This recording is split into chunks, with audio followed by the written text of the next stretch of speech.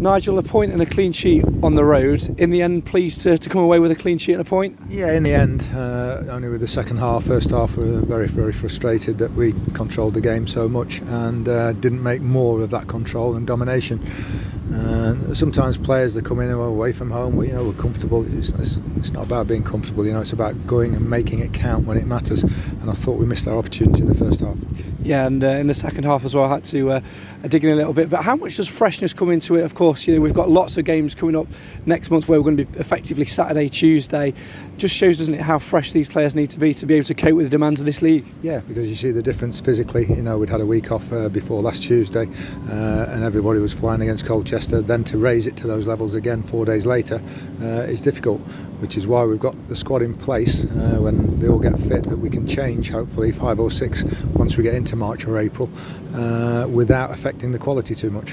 What frustrates you the most this afternoon? The fact that we didn't take the chance in the first half, or the fact that we just couldn't quite get hold of the game in the second half? The fact we didn't take our situations and opportunities in the first half. I think the second half they're bound to.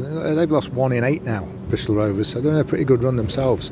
And here, with a big crowd behind them, they're going to come out and have a go second half.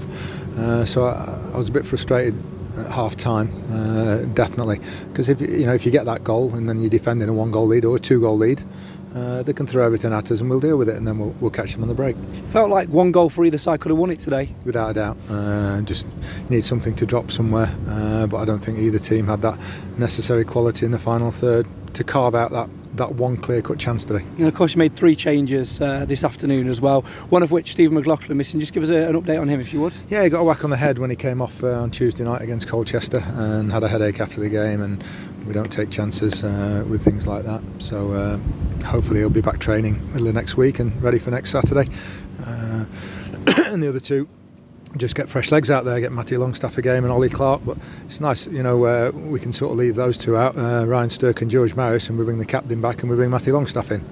That's what we're going to be doing in March and April, where changing 4 or 5 when is so many games, hopefully without reducing the quality on the pitch. How do you think he coped out there, Longstaff? Because he's a bit of a difference. It's like an awakening, isn't it, dropping down from the Prem and the SPL to League 2? You see this assumption straight away that he's a Premier League player, he'll find it so easy. It's harder. Honestly, your teammates aren't as good, the opposition don't do quite what you think they do. It's all more about sort of ratting and getting the ball back.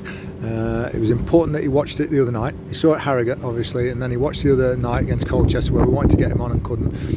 So he got a good idea, but we love his attitude. The fact he's willing to come down from Newcastle to come and play some games at Mansfield speaks volumes for that.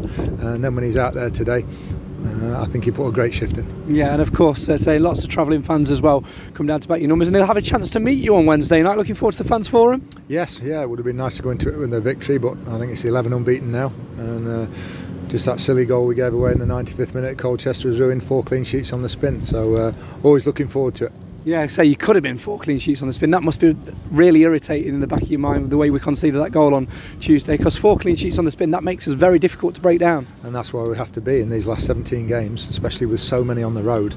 You have to have that solid foundation and say, OK, we start with that clean sheet, let's keep it.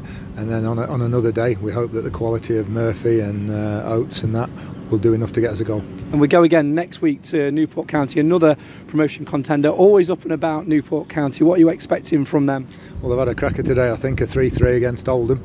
They're in good form as well, Oldham. The results, I think, have been OK for us today, generally speaking. So looking forward to another tough game on the road. And finally, what's your message to the Stags fans, of course, to encourage them to come down and ask you some questions on Wednesday night? Well, if you've got anything, please come down. But I hope it's one where people can also use it as a thing to say, yeah, we like this, we don't like this, what's going on at the moment. And it's a team thing and a football thing, but it's obviously a club thing as well, of where we are as a club. And I think we're in a pretty good place.